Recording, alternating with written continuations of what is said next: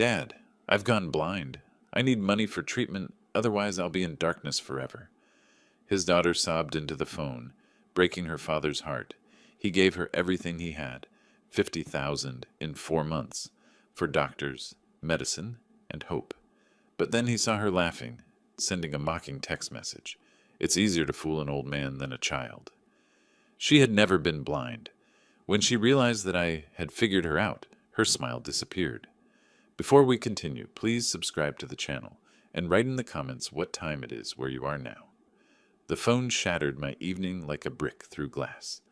I'd been sitting in my home office in Scottsdale, leather chair creaking as I leaned back to review the final settlement documents from the pharmacy sale. February in Arizona meant cool evenings, the kind where you could leave windows cracked and feel almost virtuous about not running the heat. Numbers swam across the page, projections, investment allocations, the comfortable mathematics of a well-planned retirement. 62 years old, and I'd finally done it. Built something, sold it, walked away clean. Then Jennifer's name lit up my phone screen. Dad? Her voice came out strangled, barely recognizable. Dad, I need you. I sat forward, documents forgotten. What's wrong? I can't see you. The words tumbled out in a rush, panic making them run together. I woke up 3 days ago and everything was gray, and now... nothing. The doctors say there's a chance, but we have to act fast. My chest constricted. What do you mean you can't see me? Jennifer, slow down. I'm blind, Dad. Progressive retinal deterioration. They did tests, scans, everything. I can't see anything. The room tilted slightly. I gripped the desk edge, forcing myself to breathe. Why didn't you call me sooner? 3 days. A pause, filled with her ragged breathing. Then Kevin's voice in the background, smooth and measured. We didn't want to worry you until we knew more. But the specialist says this experimental treatment has an 80% success rate if we start immediately. I need to come over. I was already standing, reaching for my keys. I'm leaving now. Okay, Jennifer's voice cracked. Okay, Dad, please hurry. 20 minutes later, I pulled into the parking lot of their Tempe apartment complex. My hands trembled as I locked the car. The drive down the 101 and across the Tubaltus had been a blur of streetlights and replaying her words. Progressive retinal deterioration. Blind. 3 days. How does someone lose their vision in 3 days? Kevin answered the door. He'd always been well-dressed, even at home. Tonight was no exception. Pressed slacks, button-down shirt with sleeves rolled to the elbows. The picture of a concerned husband managing a crisis. Simon, thank you for coming so quickly. He stepped aside, gesturing toward the living room. She's been asking for you. Jennifer sat on their couch, absolutely still. Her eyes were open but unfocused, staring at nothing. When she heard my footsteps, her head turned slightly, not quite in the right direction. Dad? I'm here, sweetheart. I moved closer, watching her track my voice rather than my movement. Her hand lifted, reaching toward empty air about 2 feet to my left. The gesture broke something in my chest. I crossed the distance and took her hand. Only when I touched her did her fingers close around mine, desperate and trembling. I'm so scared. Tears tracked down her cheeks. I don't want to live in darkness. Please, I know it's a lot of money, but I can't see any other way. I knelt beside the couch, still holding her hand. This was my daughter, my only child. I'd walked her down the aisle twice now, first to that disaster Michael, then to Kevin last year. I'd taught her to ride a bike, helped her through college, watched her build a career in marketing, and now she sat here, 34 years old, staring at nothing. Tell me everything, I said. Kevin settled into the armchair across from us, pulling a folder from the coffee table. The condition is rare but treatable. There's an experimental procedure, retinal cell regeneration therapy. It's not covered by insurance because it's still considered investigational, but the success rate is remarkable. He opened the folder, spreading papers across the table. I saw medical letterhead, dense paragraphs of clinical terminology, frightening words like irreversible and progressive degeneration. How much? I asked. 15,000 for the initial treatment series. Kevin's voice remained carefully neutral, not pushing, just presenting facts. They need to start within the week. Every day we delay, the damage becomes more permanent. Jennifer's hand tightened on mine. Dad, Kevin and I have been bleeding money on specialists and tests for months. We're maxed out. If you can't help, just tell me now, so I know. Her voice broke. So I know I'll be living in darkness forever. The guilt hit like a physical blow. She was my daughter, and she was asking for help. What kind of father would I be if I refused? You're my daughter, I said, voice steady despite the roiling in my gut. I'll write the check tomorrow morning. She turned her face toward me, still not quite the right angle, and fresh tears spilled over. Thank you. Thank you so much. I stayed another 30 minutes, watching her navigate her own apartment like it was foreign territory. One hand trailed along the wall as Kevin guided her to the bathroom. She moved with exaggerated care, each step tentative. When she returned, he helped her back to the couch with practiced gentleness, his hand on her elbow, whispering reassurances I couldn't quite hear. The medical documents sat on the coffee table. I picked them up, scanning pages that might as well have been written in a foreign language. Phrases jumped out: bilateral vision loss, experimental intervention, time-sensitive treatment protocol. Before I left, I reached out to squeeze Jennifer's shoulder. She didn't react until I touched her. Then she covered my hand with both of hers. I love you, Dad. I love you too, sweetheart. I'll be back tomorrow. The drive home felt longer than the drive there. I merged onto the 202, then north on the 101, the Phoenix metro sprawl glittering around me. My mind was already calculating which accounts to draw from, how to minimize penalties, whether I should liquidate some of the more conservative investments. 15,000. It was a significant chunk, but I had it. The pharmacy sale had left me comfortable. Not wealthy, but comfortable. This would hurt, but it wouldn't break me. My phone buzzed as I pulled into my driveway, a text from Jennifer. Thank you, Dad. I don't know what I'd do without you. I sat in the car for a moment, staring at those words. Then I pocketed the phone without responding. Too much to process. Too much to feel. Inside, I went straight to my office and pulled out the checkbook. Tomorrow, I'd write that check. Tomorrow, I'd help my daughter see again. The house settled around me, creaking in the cooling night. Through the window, I could see my neighbor's porch light, warm and ordinary. Everything felt surreal. Just hours ago, I'd been planning golf trips and wondering about that cruise to Alaska.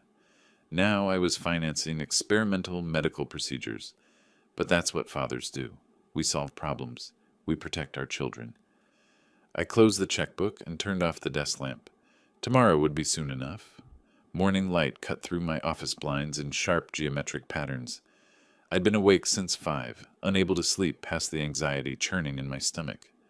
Now, at 8:30, I sat at my desk with the checkbook open, pen poised above the blank line. $15,000. I wrote it out in careful script, then again in numbers. The pen felt heavier than it should.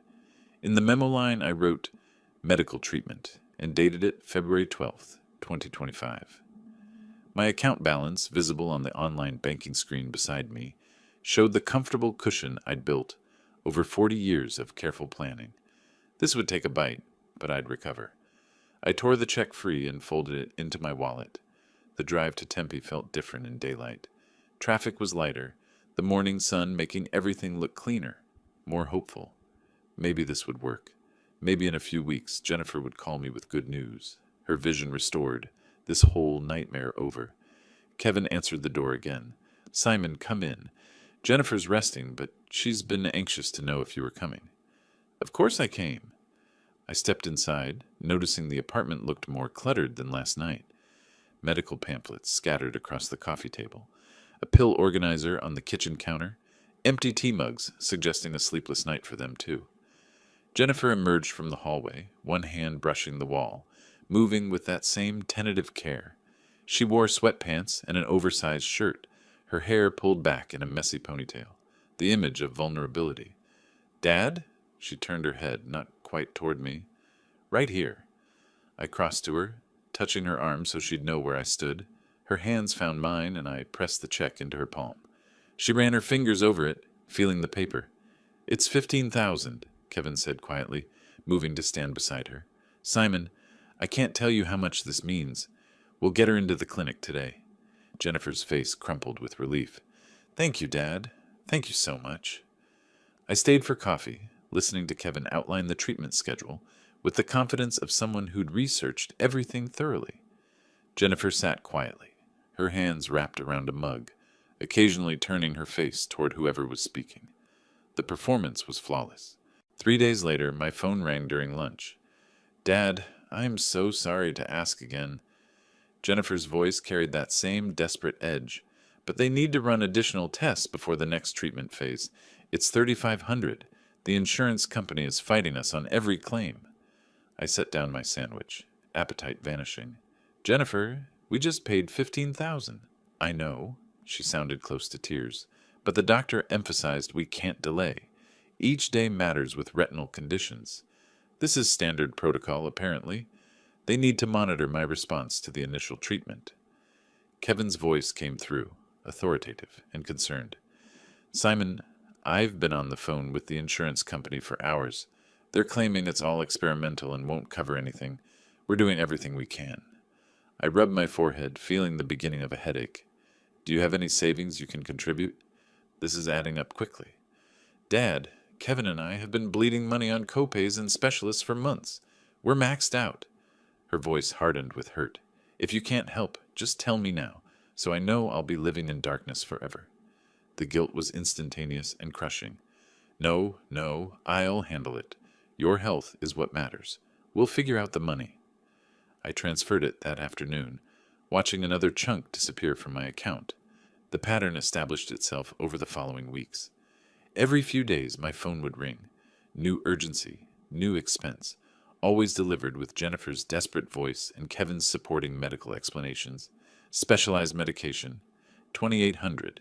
Consultant appointments with retinal surgeons, $4,200. Follow-up imaging, $1,900. Each request came with specific medical terminology that made refusal seem cruel, monstrous even. By mid-March, I'd made 2 trips to the bank in 1 week. The teller, a young woman named Maria, started recognizing me. "Everything all right, Mr. Griffin?" she asked as she processed another large transfer. "Family medical situation," I said, not meeting her eyes. I canceled the Sedona trip I'd planned with my old pharmacy colleagues. When Mark called to ask why, I kept it vague. "Jennifer needs me right now. We'll reschedule." Late nights found me at my kitchen table, calculator in front of me. Bank statements spread across the surface. The numbers told a story I didn't want to read. 25,000 in 4 weeks. My retirement cushion, built slowly over decades, was deflating with alarming speed. I started making small economies that felt absurd given the thousands flowing out to Tempe. Store-brand cereal instead of my usual. Skipping the coffee shop I'd visited every morning for 15 years. I told myself it was responsible. But really, it was just a way to feel some control over the hemorrhaging. Each time I wrote a check or authorized a transfer, the hesitation lasted a bit less. This was what fathers did. This was what love required. Jennifer needed me, and I would not fail her. The calls continued. Some days Kevin answered, updating me on Jennifer's progress, with medical details that sounded plausible. Other times Jennifer herself called, her voice a mixture of gratitude and new desperation.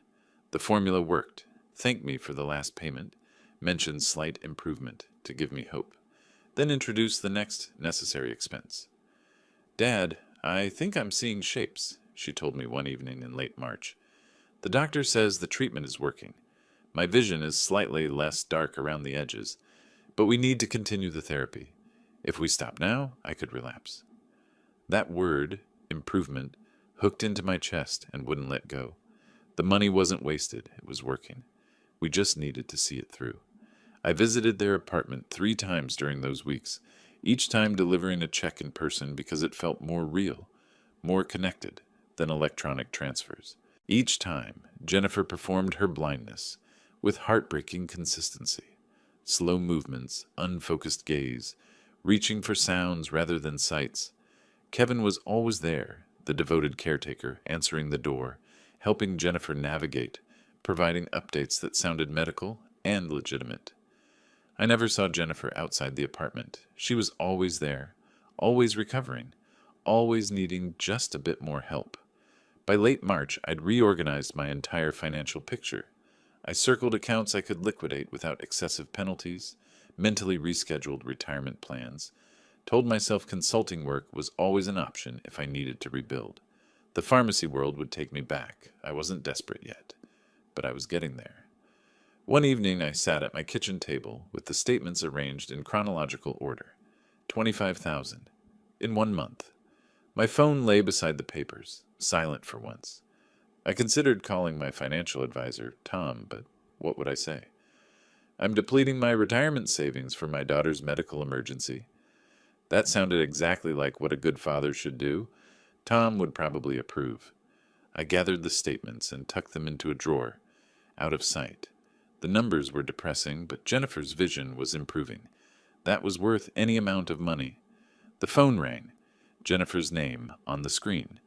I took a breath, squared my shoulders, and answered with a voice that sounded more steady than I felt.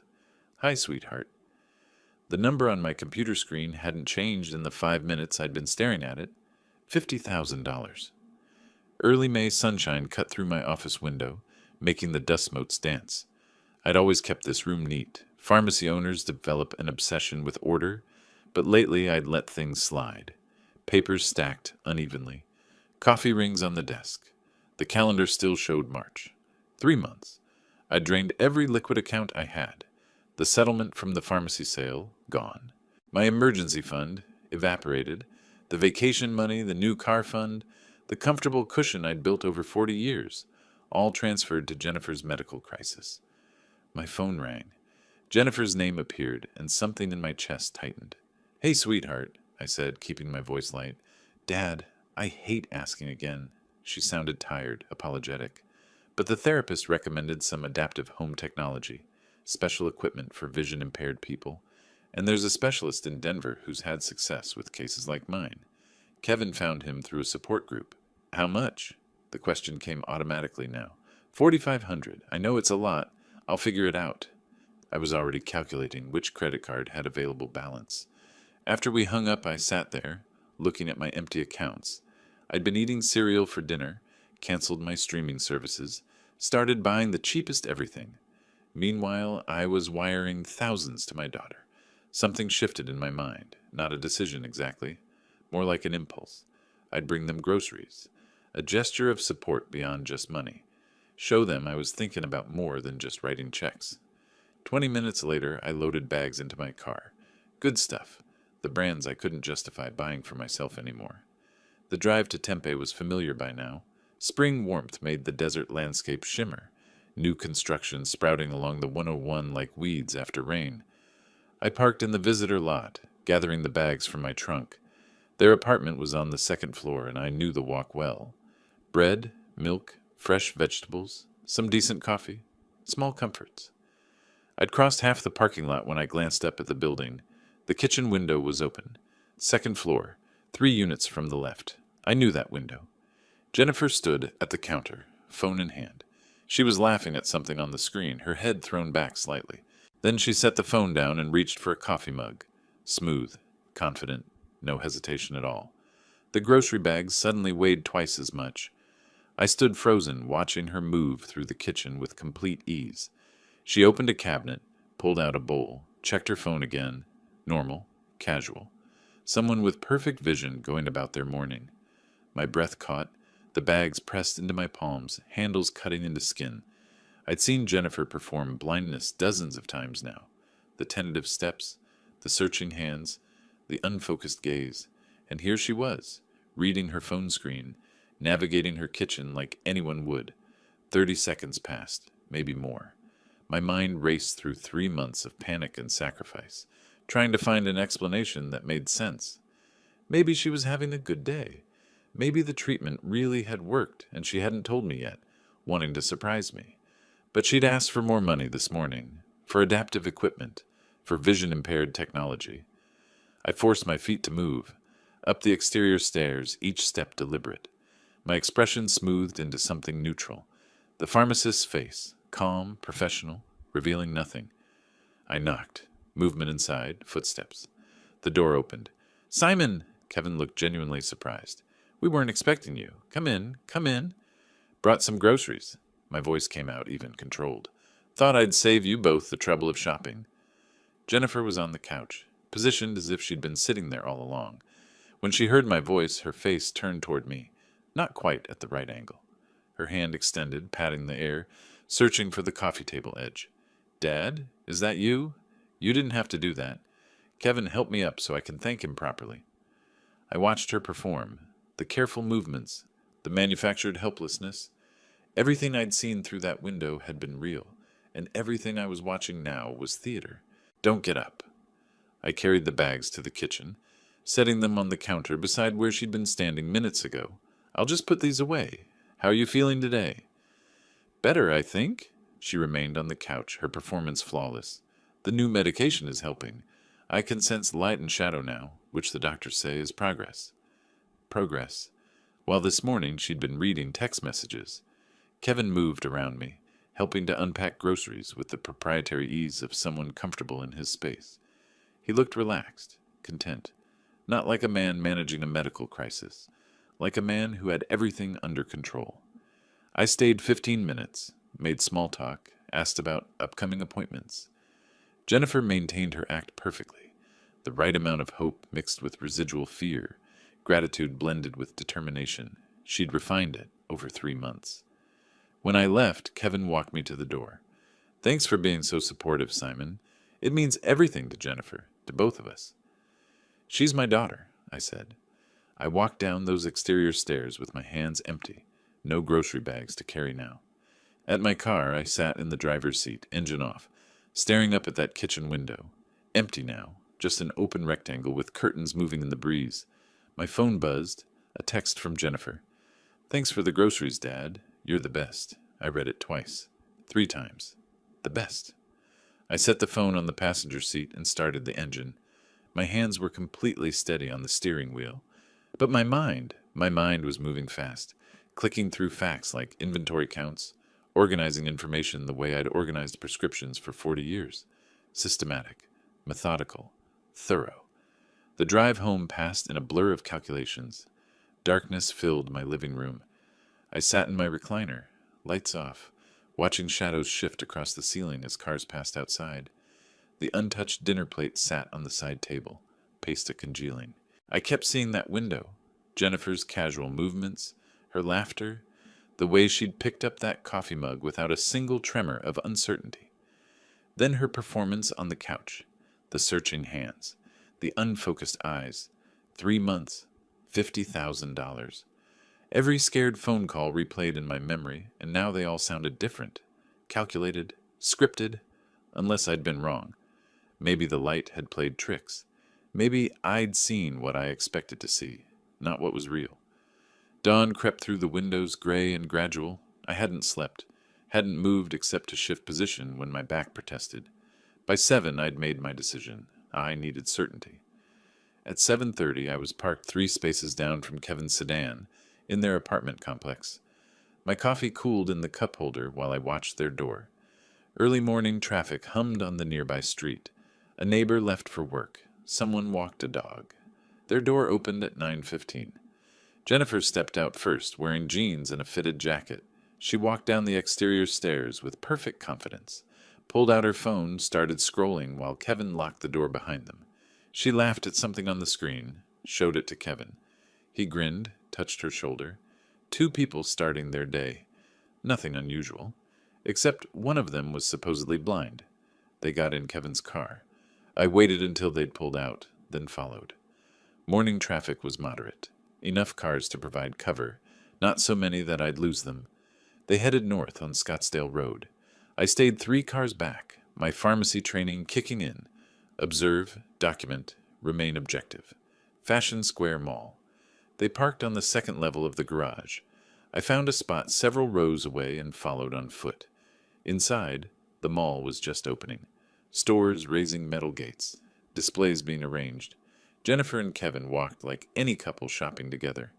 She pointed at a store window. He nodded. They went inside. I kept my distance, using crowds and display racks for cover. In a designer boutique, I positioned myself behind a mannequin display. Jennifer held up a leather handbag, turned it over, examined the stitching detail with her face inches from the seam. She checked the price tag, compared it with another bag, discussed something with Kevin, their voices too low to hear, but their body language relaxed. engaged. She was reading, examining, seeing everything perfectly. My hands were steady as I pulled out my phone and took photos. Jennifer looking at her phone screen. Jennifer comparing price tags. Jennifer making direct eye contact with a sales clerk. Evidence, documentation, facts. They left the boutique empty-handed, wandered through the mall another 30 minutes, then headed back to their car. I let them leave first, then sat in my car in the parking garage for a long time. The photos were clear, undeniable. My daughter had lied to me about being blind. She'd performed a medical crisis. She'd extracted $50,000. The question now was why.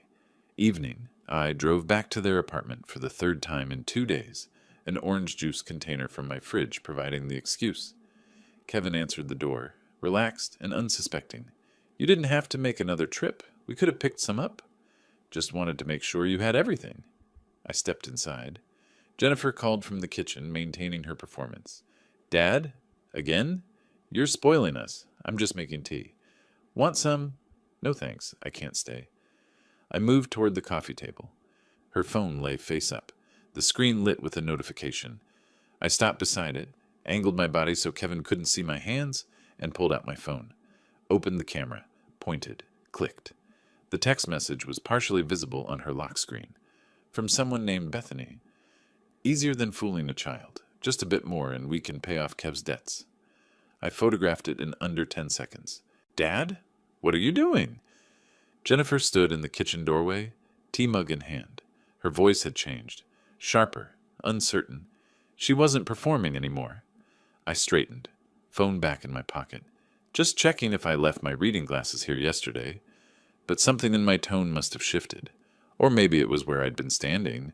Or maybe, after 3 months of successful lying, she'd developed instincts for when the game was threatened. Her smile vanished. She glanced at Kevin, a flicker of panic crossing her face. We stood there, frozen in tableau. Jennifer in the doorway, Kevin turning from the kitchen sink, sensing tension, me by the coffee table, evidence secure. You can see. The words came out quietly. Not a question, not an accusation, just a statement of fact. Jennifer's mouth opened, closed. She looked at Kevin again, something passing between them. Then her face rearranged itself, calculation replacing shock.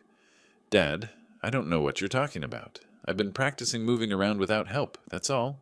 The therapy is working. I'm getting better. Better? I tasted the word. You're getting better. Yes. The doctor said, I saw you this morning. Silence dropped like a curtain. At the mall, I continued, my voice still quiet, still steady. I watched you read price tags, examine merchandise, look at your phone. You're not getting better, Jennifer. You were never blind. Kevin moved first. Simon, I think you're confused. The stress of everything. I have photos. That stopped him. Jennifer's performance shattered completely. The searching gestures gone. The unfocused gaze vanished. She looked at me directly, clearly, and I saw something in her expression I'd never seen before. Not fear, not guilt. Calculation. Cold and sharp. How long have you known? She asked. Long enough. She set the tea mug down carefully on the kitchen counter. When she spoke again, her voice was different, harder, older. So what now? You're going to make a scene? Tell everyone? You gave that money willingly, Dad. Every check, every transfer. No one forced you. No. I moved toward the door. No one forced me. Then what are you going to do? I paused with my hand on the doorknob, looked at my daughter, really looked at her. She stood there, fully sighted, fully capable, and completely unrepentant. I'm going to think, I said. Then I walked out, closing the door firmly behind me, the evidence secure in my phone, my mind already 3 steps ahead. The silence in that apartment stretched like wire pulled taut. Jennifer stood frozen in the kitchen doorway, tea mug forgotten. Kevin had turned from the sink, confusion shifting to wariness. My phone sat heavy in my pocket, the incriminating text message captured forever. I pulled it out, held it up so they could both see the screen. I have a photograph of your text message. My voice came out level, almost conversational. The one about tricking the old man, about Kevin's debts. Would you like to explain that? Jennifer's face cycled through emotions in rapid succession. Shock, panic, calculation, Then she crumbled. Tears spilled down her cheeks, her whole body seeming to collapse inward. "Dad, you don't understand." Her voice broke beautifully, years of practice making it perfect. "Kevin was in trouble and I panicked. I was going to tell you everything and pay you back. Please, you have to understand." I watched her performance with new eyes, saw the mechanics of it, the timing of the tears, the pitch of her voice, the reaching gesture toward me. All calculated, all designed to manipulate. "You went through her phone?" Kevin stepped forward, his tone shifting to aggressive. "You invaded our privacy. That's illegal. If you don't apologize right now and promise to never speak of this, you'll never see your daughter again." He was close now, trying to use his size to intimidate. I didn't move, just looked at him, really looked at him. A man drowning in debt who'd found an easy mark, who'd convinced my daughter to help him steal from her own father. "You'll get what you deserve," I said quietly, "both of you." Jennifer reached for my arm, that old familiar gesture that used to make me feel needed, protective. I stepped back. The physical withdrawal made something in her face change, desperation giving way to anger. "Dad, please."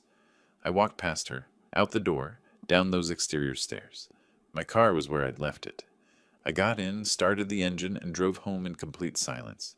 No radio, no music, just the sound of my own breathing and the hum of tires on asphalt. At home, I spread every bank statement across my dining table, found a legal pad, started writing. February 15th, 2025. Phone call. Jennifer claims sudden blindness. February 16th. First check, $15,000, experimental treatment. February 19th. Additional tests, $3,500. The list went on, and on. $50,000 in 12 entries, each one documented, each one obtained through lies. I worked past midnight, building a timeline, organizing receipts, printing emails. My pharmacist's mind took over, methodical, systematic, thorough. This was just another inventory problem, just another audit, except it was my daughter who'd stolen from me. 2 days later, I sat across a desk from Robert Hayes in a downtown Phoenix office tower. Late morning sunlight slanted through floor-to-ceiling windows. Hayes was in his early 50s, graying at the temples, wearing a suit that spoke of success without ostentation. I'd found him through careful research, top-rated for civil fraud cases, experience with elder financial abuse, reputation for thoroughness. "Can I get my money back?" I asked, after laying out the basic facts. Hayes leaned back in his leather chair, fingers steepled. "Civil fraud is actionable in Arizona, but you need documentation.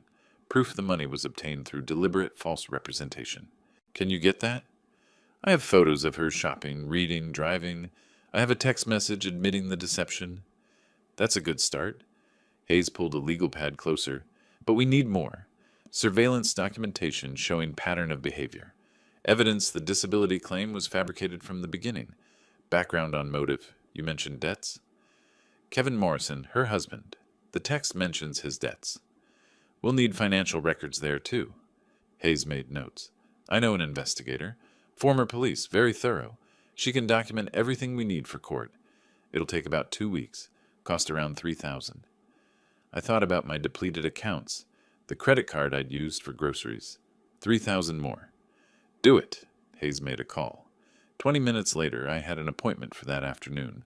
Patricia Miller met me at a coffee shop near Hayes' office.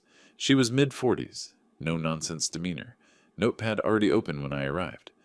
"Mr. Griffin," she shook my hand firmly. "Robert explained the basics. I need details. Your daughter's routines, schedule, usual locations." It felt surreal, providing surveillance intelligence on Jennifer, but I walked through everything I knew. "Does she drive?" "Yes, Alexis, silver." "Work schedule?" "Marketing consultant, home office mostly, but client meetings throughout the week." "Gym?" "Regular activities?" "Yoga. Thursday mornings. There's a studio on Mill Avenue." Patricia wrote steadily, her pen moving in efficient strokes. When I finished, she closed the notepad and met my eyes directly. 2 weeks. I'll have everything you need." She stood, extended her hand again. I shook it, and for the first time since seeing Jennifer through that window, I felt something shift. Not hope for reconciliation. That was gone. But hope for something else. Justice. The email arrived on a Thursday morning 2 weeks later. Subject line, documentation complete. I clicked the attachment.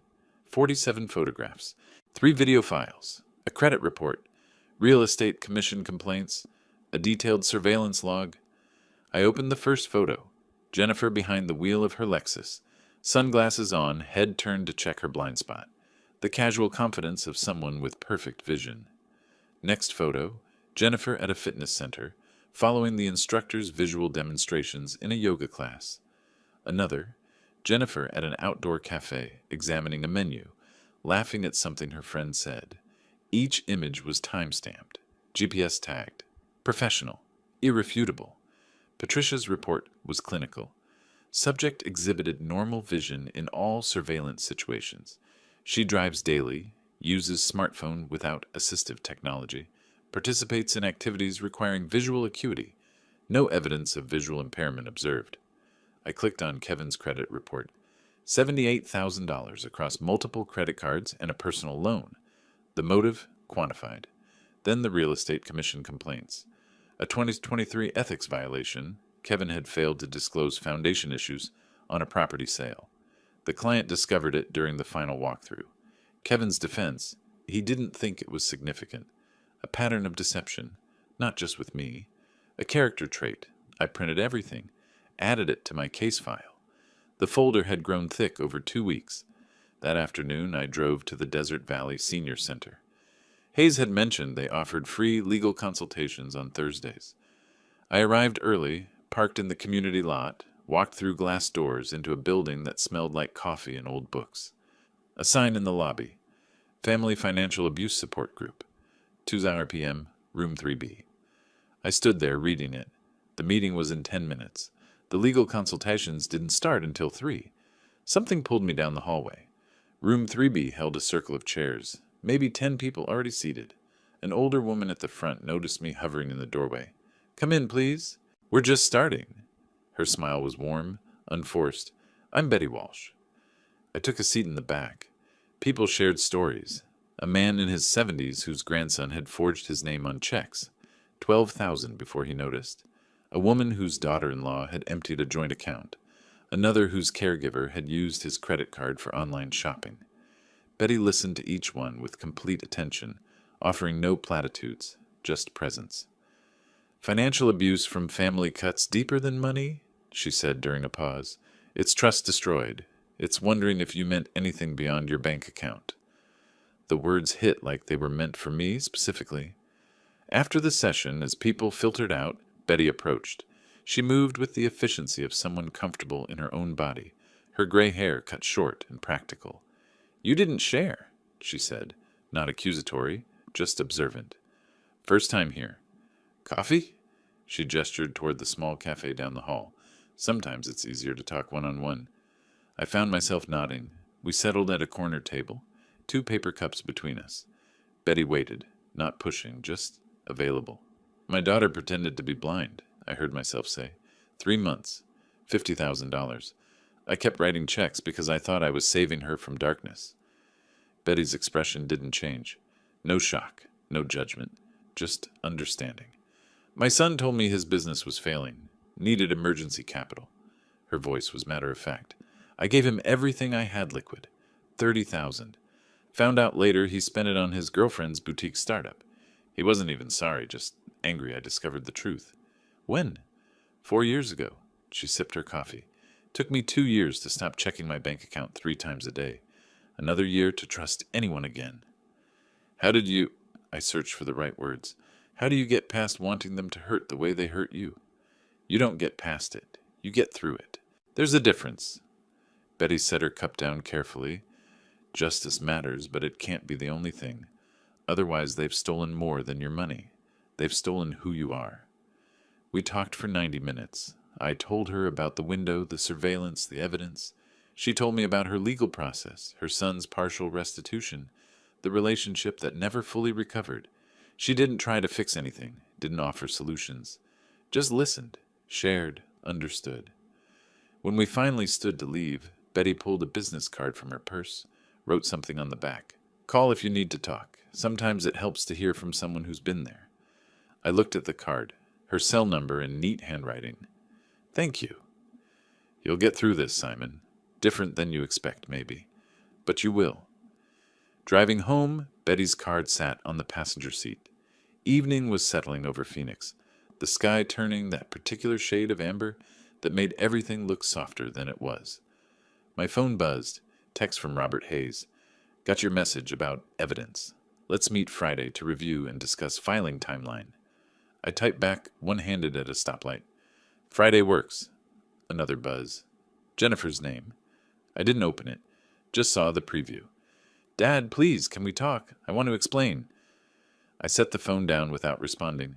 There was nothing left to explain. The photos explained everything. The credit report explained everything. That text message, "Tricking the old man is easier than fooling a child," explained everything. Betty's words echoed, "Justice, not revenge." But as the light turned green and I drove forward, I thought about those $50,000, those 12 weeks of fear and sacrifice, those performances Jennifer had perfected. Justice sounded right. The question was what justice looked like. Jennifer's voice filled my kitchen before I'd finished my first coffee. "Dad, how could you do this? You're destroying our family over a misunderstanding." I'd put the phone on speaker to listen to the voicemails. 7 missed calls overnight. 4 messages. I stood by the counter, watching the coffee grow cold, while her voice cycled through emotions with practiced precision. "I was sick. I am sick. The treatment is just working differently than expected. Please call me back. Please." The next message was angrier. Accusations about trust, about abandoning her, about being cruel. The third one returned to tears. The fourth blamed me for her stress, for making her condition worse. I saved each one. Potential evidence of continued manipulation. The calls kept coming throughout the day. I stopped answering after the 7th, blocked her number, went back to organizing documents. Evening brought Kevin's call. I answered this one, curious what strategy he'd choose. "Listen carefully, Simon." His voice was tight, controlled aggression. "We have an attorney now. Your accusations are defamation. You invaded Jennifer's privacy, harassed us, and caused severe emotional distress. Unless you drop this immediately, we're filing our own lawsuit." I let the silence stretch. Then, "File whatever you want, Kevin." I hung up, blocked his number too. The quiet that followed felt like relief. 3 days later, I sat across from Robert Hayes in his conference room. The civil complaint sat between us, 47 pages of methodical documentation. Hayes walked me through each section. Statement of facts, legal basis for fraud claim, damages sought. "Their threats are empty," Hayes said, not looking up from the document. "Emotional distress requires proof of extreme conduct. Exposing fraud doesn't qualify. The evidence is overwhelming. We're filing for actual fraud, which is a tort in Arizona." Patricia's investigation had been thorough. The evidence package was organized into labeled exhibits. Exhibit A, surveillance photographs. Exhibit B, text message screenshot. Exhibit C, video clips.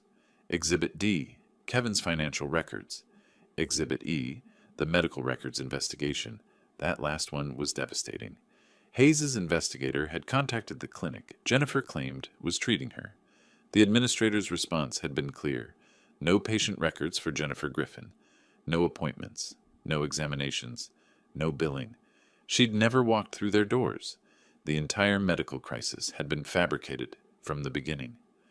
"What happens after we file?" I asked. "They'll be served within a week. They have 20 days to respond. Given the evidence, I expect their attorney will recommend settlement. But we'll see." I initialed each section of the complaint, signed the final authorization.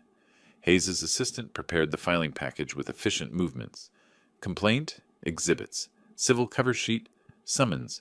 She submitted it electronically while we watched. The confirmation came through within minutes. Case number CV-25051847, Griffin v. Griffin and Morrison. It was real now, official, on record. I drove home through afternoon traffic, feeling something settle in my chest. Not satisfaction exactly, just finality. The decision was made. The machinery was in motion. A week later, on a Tuesday afternoon, the doorbell rang at Jennifer and Kevin's apartment. I wasn't there, but Hayes's process server documented everything. He recounted it to Hayes. who told me over the phone that evening. Kevin answered the door. The process server handed him the papers. Jennifer Griffin and Kevin Morrison, you've been served. Kevin's face apparently drained of color as he read the complaint header. Griffin v. Griffin and Morrison, civil fraud, Maricopa County Superior Court. Jennifer appeared behind him. What is this? Kevin read aloud, voice flat. Plaintiff seeks restitution of $50,000, plus damages for intentional fraud and emotional harm. The process server was already walking away. Jennifer grabbed the papers from Kevin's hands, flipping through pages. The exhibits were all there. Photos of herself driving, shopping, living normally. The screenshot of her own text message about tricking the old man. Her hands shook. Kevin pulled out his phone and started dialing. We need a lawyer. Now. Hayes told me all this with professional satisfaction. The case was filed. They were served. The response deadline was running. Now we waited. Early July heat hit like a wall when I stepped out of my car in the courthouse parking garage. Betty waited by the elevator wearing a simple blue dress, her gray hair catching the fluorescent light. Ready? She asked. As I'll ever be. We rode up together, passed through security, walked corridors that smelled like floor polish and recycled air. Robert Hayes was already at the plaintiff's table when we entered the courtroom, organizing files with methodical precision. Betty took a seat in the gallery behind me. Just knowing she was there helped. Jennifer and Kevin sat at the defense table with their attorney, a man in an expensive suit who looked like he wished he'd taken a different case. Neither of them looked at me. The initial hearing had gone as Hayes predicted. Jennifer's attorney had argued a motion to dismiss, claiming this was a family dispute, not fraud, that I'd voluntarily given money with no expectation of repayment. Hayes had responded with a 2-page evidence summary. The judge denied the motion and set trial for late July. Now, 3 weeks later, we were here. Jury selection took most of the morning. 12 people who would decide whether my daughter had committed fraud. They looked ordinary, tired. One woman kept checking her watch. A man in the back row had kind eyes. Opening statements began after lunch. Jennifer's attorney went first. This is a family dispute, not fraud. Simon Griffin voluntarily provided financial support to his daughter. No written agreement existed. No promise of repayment was made. This is a father who regrets his generosity and now wants it back. Then Hayes stood. His voice was calm, measured, devastating. The evidence will show deliberate, calculated fraud. Jennifer Griffin fabricated a medical emergency. She and Kevin Morrison systematically extracted $50,000 through lies. This isn't family support. It's theft by deception. The text message appeared on the courtroom screen, projected large enough for everyone to see. Tricking the old man is easier than fooling a child. Just a bit more and we can pay off Kev's debts. Several jurors visibly reacted. The woman who'd been checking her watch stopped moving. The man with kind eyes frowned. Patricia Miller testified first. Professional, thorough, unshakable on cross-examination. She documented Jennifer's normal activities over 2 weeks. The photos told their own story. A neighbor testified next. He'd seen Jennifer driving regularly, getting her mail, walking to her car. She'd seemed completely normal.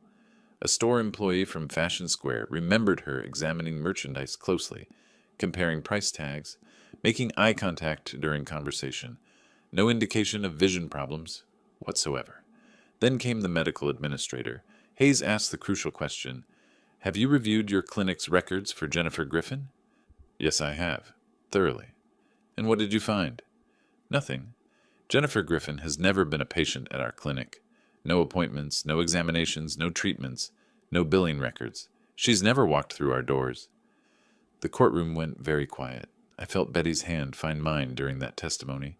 Her fingers were warm, steady. I held on. During the afternoon recess, we walked to a coffee shop 2 blocks from the courthouse. The July heat made everything shimmer, but inside was cool and dim.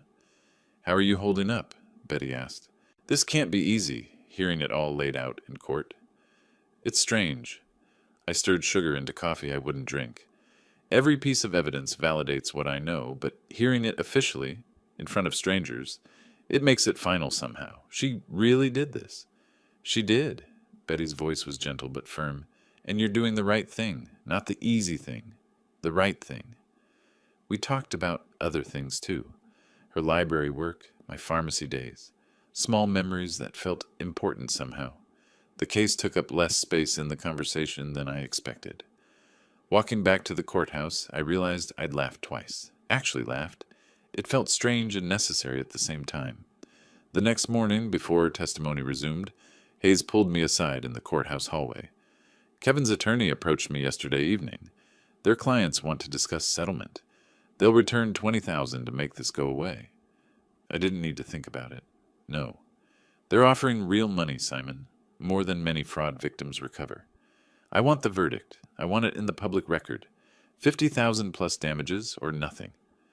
Hayes nodded, something like approval in his expression. I'll tell them. The trial continued. More witnesses, more exhibits. Jennifer's attorney tried to paint me as controlling, vindictive, unable to accept her marriage to Kevin, but the evidence was too strong. The lies were too documented, the text message too explicit. On the final day of testimony, just before closing arguments were scheduled, court recessed until morning. Betty and I walked out together into the late July furnace. The courthouse steps radiated stored heat. "How do you feel about the settlement offer?" she asked. I stopped, looked back at the building, concrete and glass reflecting harsh sunlight. I keep thinking about that text message. Tricking the old man is easier than fooling a child. If I take the 20,000 and walk away, it's like agreeing with her. Like I was easy to fool and that's the end of it. Betty nodded, understanding without words. But if the jury says it's fraud, if it's in the record, then it's not about you being foolish. It's about her being wrong. Exactly. We continued down the steps. My phone buzzed. Hayes, tomorrow is closing arguments. After that, it's in the jury's hands.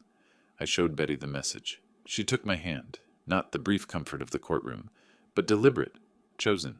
Whatever happens, you did the right thing. You stood up. We walked toward the parking garage together. The heat pressed down, but Betty's hand in mine felt like something solid to hold on to. For the first time in months, I felt something like peace beginning to form. All rise. The jury has reached a verdict. The courtroom stirred, bodies shifting, fabric rustling, the sound of breath held collectively. I stood beside Robert Hayes at the plaintiff's table. Behind me, I felt Betty's presence like an anchor. Across the aisle, Jennifer and Kevin rose stiffly, their faces pale. The jury filed in. 12 people who'd spent 2 days deliberating.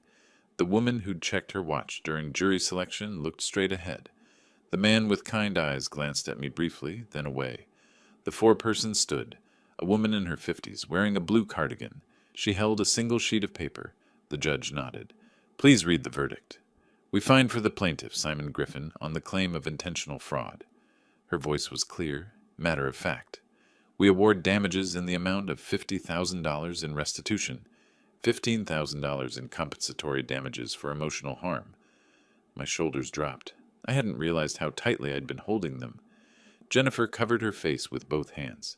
Kevin stared straight ahead, jaw clenched so tight I could see the muscle jumping. The judge reviewed the verdict form, then looked up. The court accepts the jury's findings. The defendants are ordered to pay plaintiff $65,000, plus court costs of $8,500 on an installment schedule of approximately $3,000, monthly for 24 months. She paused, adjusting her glasses. Additionally, defendants shall provide a written public apology to be filed with this court within 30 days and complete an ethics counseling program within 6 months. This order is entered as of today's date. The gavel came down. Final. Binding. Complete. Outside, news cameras waited on the courthouse steps. Hayes made a brief statement, justice served, elder financial abuse taken seriously, while I stood silent beside him. Then he guided me past reporters shouting questions I didn't hear. Betty met us at the bottom of the steps. She didn't say anything, just took my arm and walked with me to the parking garage. That evening, she came to my house with takeout. We sat on the back patio as the August heat finally broke. She'd brought Chinese food neither of us ate much of. You did it, she said finally. You held them accountable. I stared at the horizon where the sun was setting in bands of orange and purple. I won the case, but I lost my daughter. That's not victory. It's just necessary. Sometimes necessary is all we get. Her voice was gentle, understanding, but it's enough to build on. The news coverage started within days. Local TV station ran a segment. Daughter convicted of defrauding elderly father in fake blindness scheme. The story spread. Phoenix newspaper, online outlets, social media threads. Elder financial abuse case. That's what they called it. 2 weeks after the verdict, Kevin received official notice from the Arizona Real Estate Board. License suspension hearings scheduled. His previous ethics complaints were being reviewed in light of the fraud judgment. Jennifer called my number, forgetting it was blocked. Left a voicemail I listened to once, her voice breaking, asking how this had happened, how her whole life was falling apart. I deleted it. 3 weeks later, the Real Estate Board issued its decision. 1-year license suspension. Pattern of deceptive practices and ethical violations. Kevin couldn't work, couldn't earn commissions. The judgment payments would come from Jennifer's salary alone now. I heard through Hayes that Jennifer's employer had called her into HR. Clients had mentioned seeing the news coverage.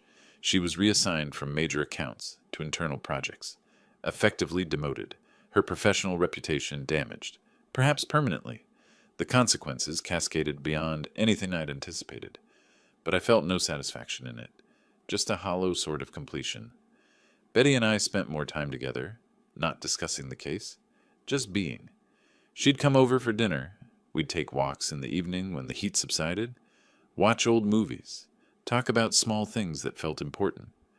One evening, maybe a week after the license suspension news, we went to dinner at a quiet restaurant in Old Town Scottsdale. Candlelight, white tablecloths, the kind of place I hadn't been to in years. Halfway through the meal, I reached across the table and took her hand. "Is this okay?" I asked. She smiled. "More than okay." It was our first explicitly romantic date, acknowledged as such. After months of friendship and support, we were choosing something more. I wasn't sure I'd ever feel normal again, I said, like I could trust my own judgment about people. You can trust it. You saw the truth when it mattered. That takes courage. The check arrived several weeks later. Certified mail. $3.60 through 5/7. First installment of 24. I opened it at my kitchen table. Betty was there making coffee. I held it up. First payment. 23 more to go. She brought 2 mugs to the table, sat across from me. What will you do with it? I looked at the check, then at her. Something shifted in my chest. Not revenge, not vindication, just possibility. Something I should have done years ago. I set the check down. Will you take a trip with me? Somewhere I've always wanted to see. Where? Grand Canyon. I spent 40 years building a business, then selling it, planning retirement. Never went anywhere. Never made time. I met her eyes. I'm making time now. Betty reached across the table, covered my hand with hers. When do we leave? I smiled. Genuinely. Fully. Perhaps the first real smile since this whole nightmare began. Soon as you're ready. The envelope waited in my mailbox like an accusation. Jennifer's handwriting. I'd recognize it anywhere. The careful loops, the way she dotted her I's with little circles, a habit from middle school that never left. I stood at the mailbox in early September heat, holding the envelope without opening it. First contact since the verdict. 2 months of silence. Broken. Inside, I set it on the kitchen counter. Stared at it. Betty was visiting that afternoon. I'd wait. She arrived at 3, let herself in with the key I'd given her the week before. Found me still staring at that envelope. From Jennifer, I said. Betty didn't ask if I'd read it, just started making tea, moving through my kitchen with comfortable familiarity. When the tea was ready, we sat on the couch together. She didn't push, just waited. I opened the envelope, 3 pages, handwritten. I read aloud, my voice steady even when emotion tightened my throat. Dad, I won't insult you by asking forgiveness. I know what I did. The courtroom, the judgment, seeing it all laid out publicly, it forced me to see myself clearly for the first time. Kevin showed his true self under pressure. I'm filing for divorce. I need to prove to myself I can be better than I was. Maybe someday, years from now, I can prove it to you too. The letter went on. Specific acknowledgments, admissions of manipulation, recognition of harm caused. No excuses. No requests for immediate reconciliation. I set it down when I finished, walked to the kitchen window, stood quiet while Betty waited patiently. "What do you want to do?" she asked finally. "I don't know. Part of me wants to believe her. Part of me thinks this is just another performance. Both can be true." Betty's voice was gentle. "She might mean it now and still fail to follow through. What matters is what you need, not what she needs." 2 days later, over morning coffee, I asked the question that had been circling my mind. "When your son took your money, did you ever forgive him?" Betty considered, stirring sugar she didn't need to stir. "I accepted what happened. I protected myself going forward. We have limited contact now. Is that forgiveness? I don't know. But it's peace, which matters more." That afternoon, I pulled out a note card. Simple. No letterhead. Wrote 6 words. "Time will tell. For now, I'm building a life without deception." Mailed it without ceremony. The following week, Betty and I packed for the Grand Canyon, the trip we'd promised ourselves. I deposited that first restitution check and used a portion to book the lodge. We left Phoenix mid-morning, drove north through Flagstaff, arrived at the South Rim late afternoon. The canyon stretched before us, impossibly vast, layers of rock revealing millions of years in stratified walls. We woke early the next morning to catch sunrise. The sky was still dark when we reached Mather Point, but light was coming. We stood at the railing watching shadow transform to color as the sun rose. Amber, rose, gold. The canyon walls caught fire with morning light. 42 years, I said quietly. I could have come here any weekend. Betty leaned against the railing beside me. "You're here now. That's what counts." We spent the day hiking along the rim trail, not talking much, just walking, looking, being present. The canyon put things in perspective. Problems that felt enormous looked different against geological time. That evening we returned to Mather Point for sunset. Other tourists gradually left as the air cooled. Soon we were nearly alone. The sun dropped toward the western rim. Light streamed across the canyon, brilliant and brief. Betty's hand found mine. "I spent so long thinking about what they took from me," I said, "but standing here I see what I got back. My ability to trust my own judgment, my willingness to stand up for myself, and," I glanced at her, "the chance to build something real with someone who sees me clearly." "You did that yourself." Betty squeezed my hand.